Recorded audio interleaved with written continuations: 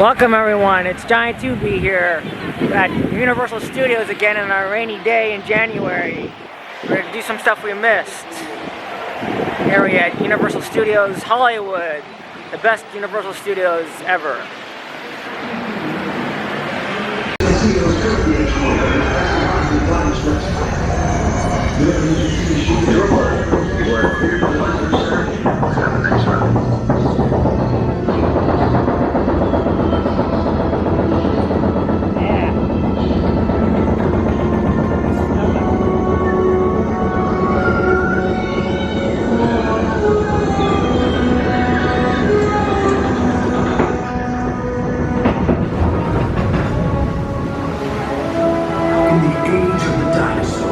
A vast ocean was home to an explosion of life. At the top of the food chain sat the Mosasaurus, apex predator of the deep. You are clear for entry.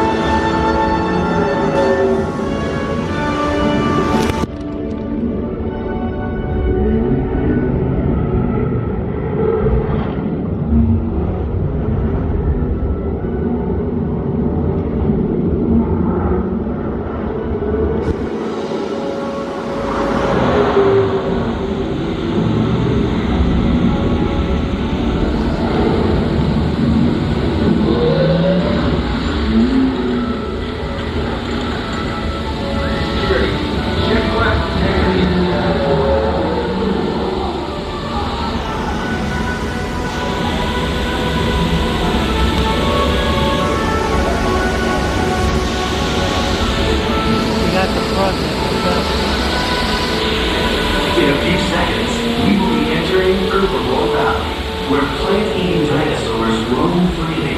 Keep an eye out for the Parasaurolophus, who likes to splash around in the water.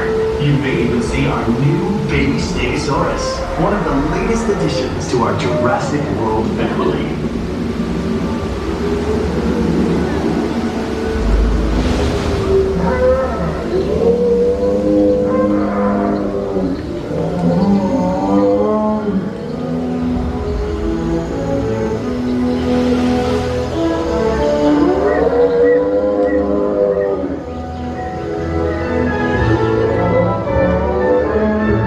In a moment, you will be entering Predator Cove, home to some of Jurassic World's most powerful creatures.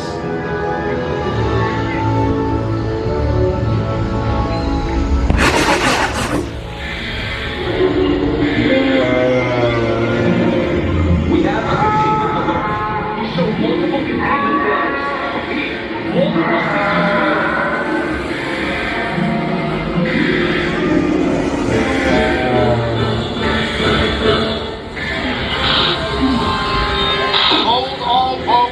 Safe zone.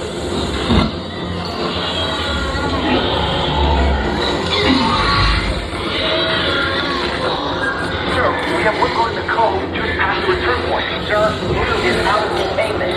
Active containment units to Predator Cove. Repeat, ACU to Predator Cove. Code red. Iron systems going down across the board. Taxi in, kill us. Ladies and gentlemen, this is Claire Deary. Please remain calm. We have assets out of containment and help is on the way. In the meantime, please... A security team is deployed. They will get you contained. Owen Brady, the dominant presidency. Please remain in the code and stay calm. Active control units are on their way. Multiple targets. We are at full containment failure. Forces are down.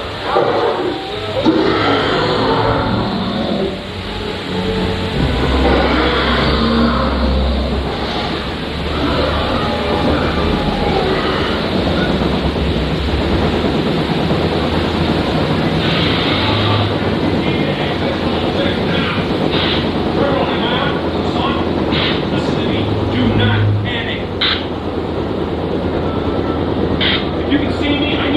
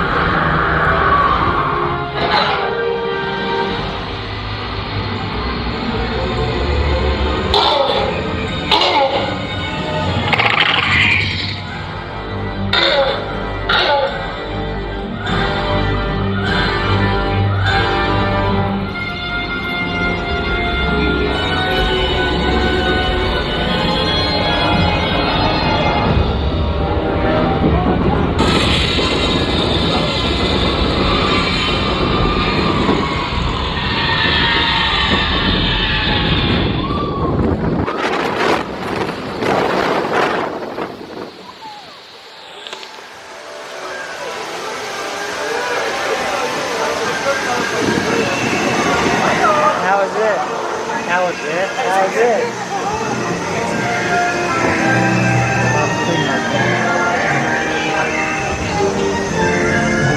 That was it? Ladies and gentlemen, now we are going to enter Nintendo World. Now, if you're a kid from the 80s or the 90s or in between, or if you're a millennial like me, a lot of people play video games, and Mario was pretty much one of the games that we played when we were kids. So anybody that recognizes Mario will love this, because this will bring back lots and lots of memories from the late 80s and early 90s when we did Mario. So we're entering Nintendo World. All those gamers out there will get a kick out of this. I grew up in the late 90s, late 80s, early 90s.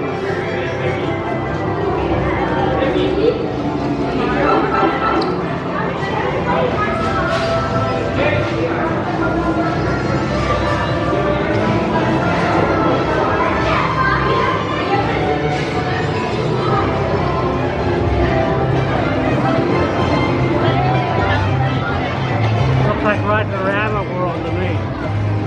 It's Mario. Wait a minute, I got another picture.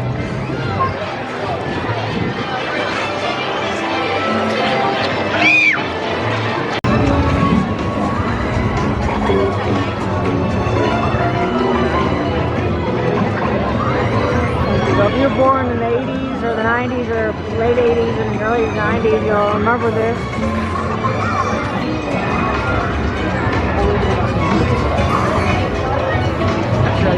Just like you're in the video game.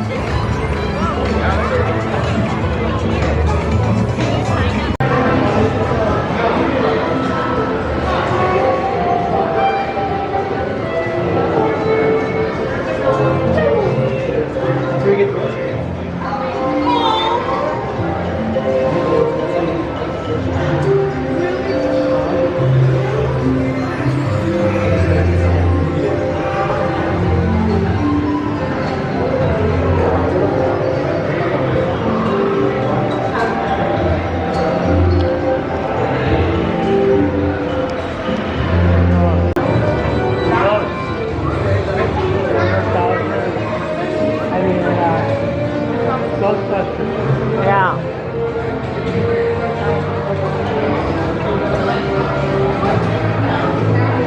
Wow. You didn't see the cartoon, did you?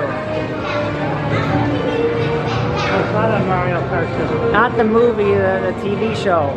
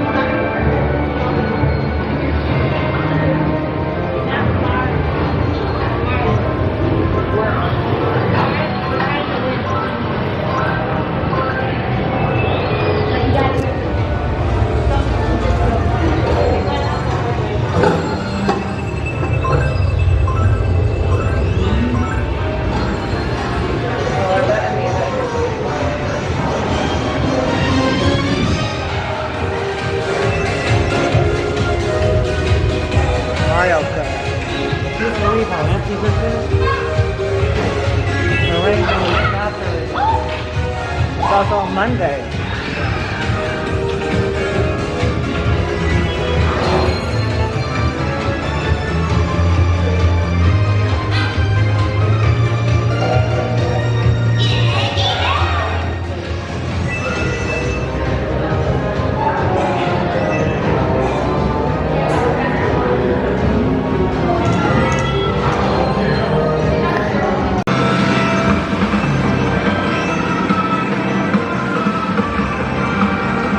Mine's effective.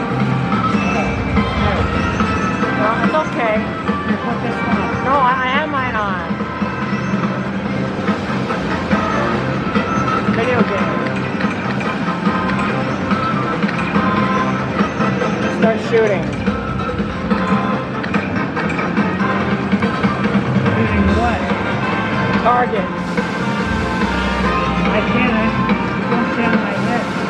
Don't forget it. It's just all it is to make it look a 3D, and that's all it does.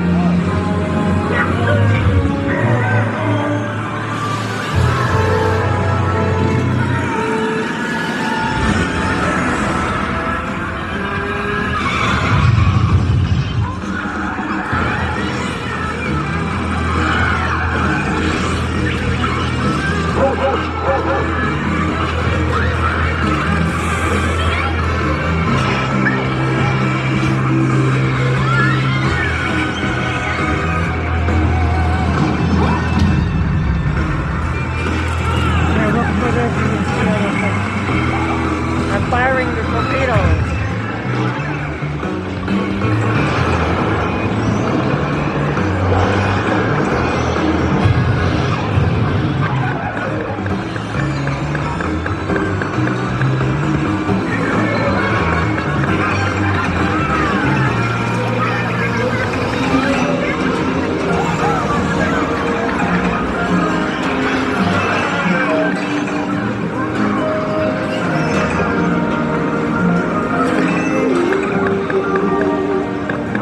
There's a bunch of stuff floating in. Mine fell apart. Oh, okay. Fell apart, forget it. Alright. Yeah, I don't want yours. That's not mine. That doesn't matter.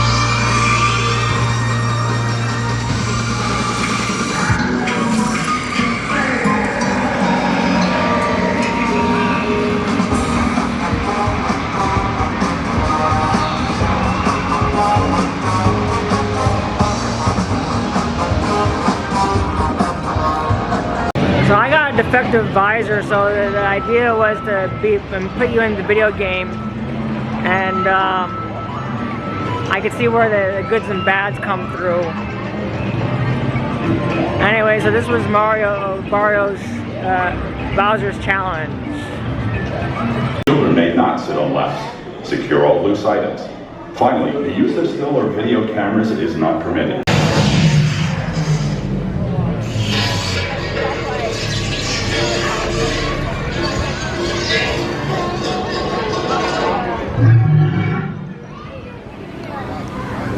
Us to hit the road. I know.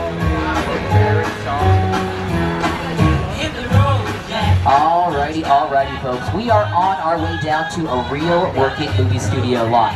But there's one more person I've got to introduce to help us get this party started. You might know him as the host of The Tonight Show. You might know him from That's My Jam.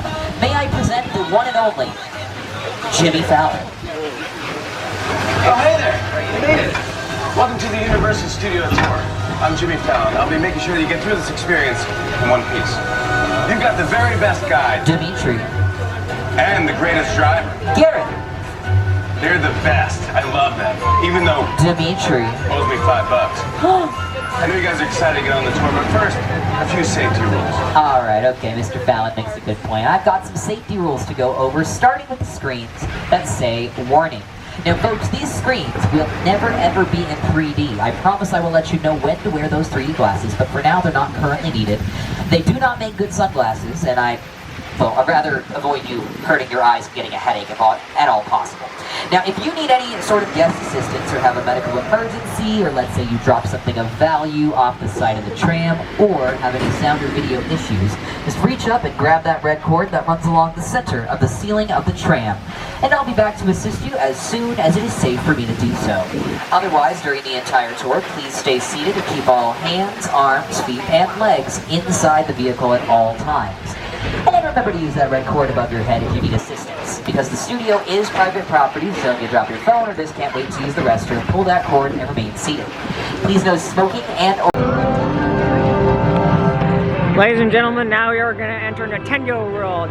Now, if you're a kid from the 80s or the 90s or in between, or if you're a millennial like me, a lot of people play video games, and Mario was pretty much one of the games that we played when we were kids. So anybody that recognizes Mario will love this, because this will bring back lots and lots of memories from the late 80s and early 90s when we did Mario. So we're entering Nintendo World. All those gamers out there will get a kick out of this. I grew up in the late 90s, late 80s, early 90s.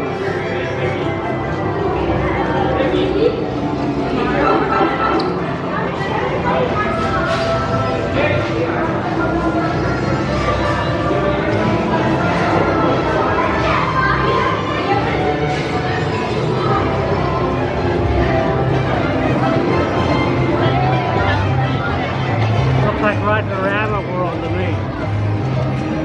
Mario.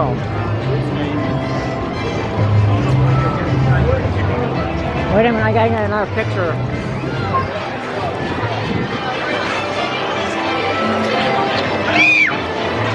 today that they made. So let's see how they do it, folks. Let's take a little look behind the scenes, what it affects on King Kong 360 3D. With a project like the studio tour, the audience is in the middle of the environment. They're looking in all directions. There's creatures coming at them. They're seeing Kongs from this side and T-Rexes from the other side. Working on a movie, we always know where people are looking. They're looking straight ahead. They're looking at the shot that we're working on. Here you have to take into account that people are looking in all directions.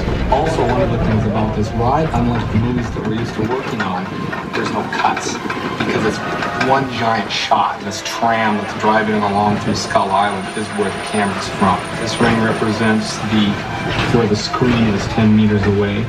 We're really creating about 50 minutes of a feature film. That amount of visual information, that number of pixels, and presenting them to the audience, it's a hell of a ride.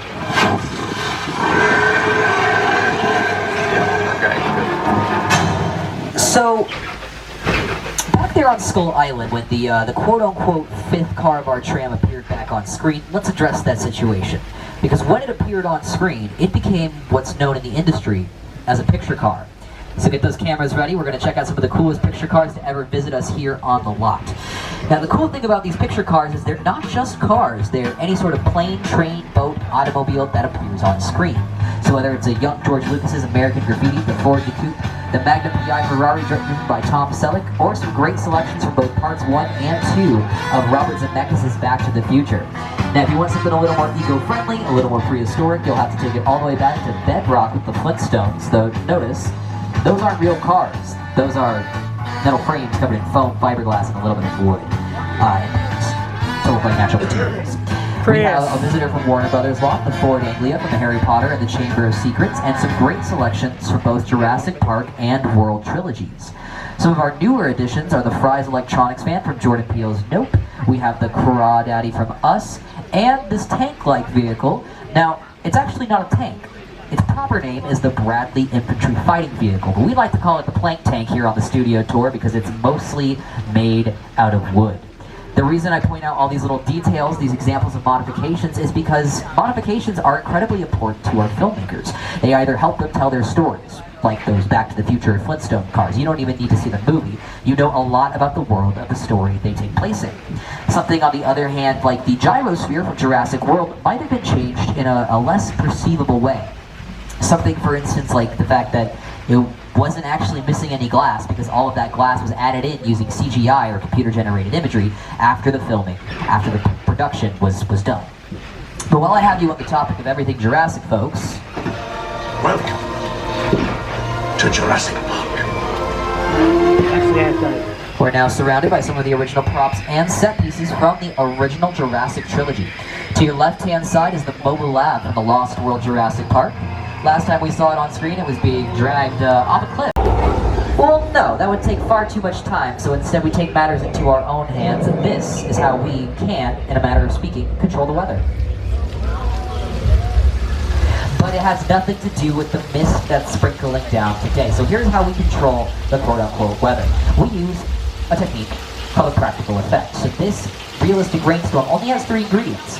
Lightning from a strobe light, followed by boom, thunder from speakers all surrounding us. And what really ties this all together is our top secret technology on top of all the buildings surrounding us. We call them sprinklers. And that's where all the water that you see is coming from. Now the cool thing about this practical effect is you need only a phone or a camera to start filming. And folks, all I need you to make some ooh, ready, ooh.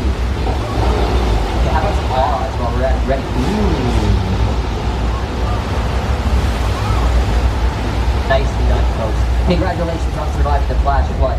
Now this attraction here dates all the way back to 1965, although more recently you might have seen it in Lady Gaga's music video Judas, or the movie Big Fat Liar, starring Paul Giamatti from Eunice or Amanda Bynes.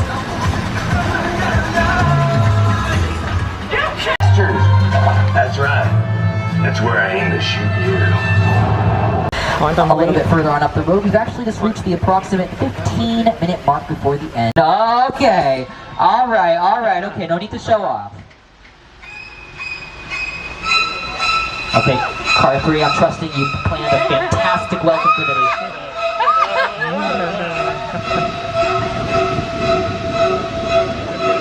He's hard to please, folks. But hey, we've made it past one disaster onto the set of another. Welcome to the sets of the War of the Worlds movie directed in 2005 by Steven Spielberg and designed by production designer Rick Carter. What you see around you is a real-life Boeing 747, and here to tell you about it are the men themselves, starting with... It's Universal Studios Hollywood. I'm sorry I have low battery power. I thought I was fully charged.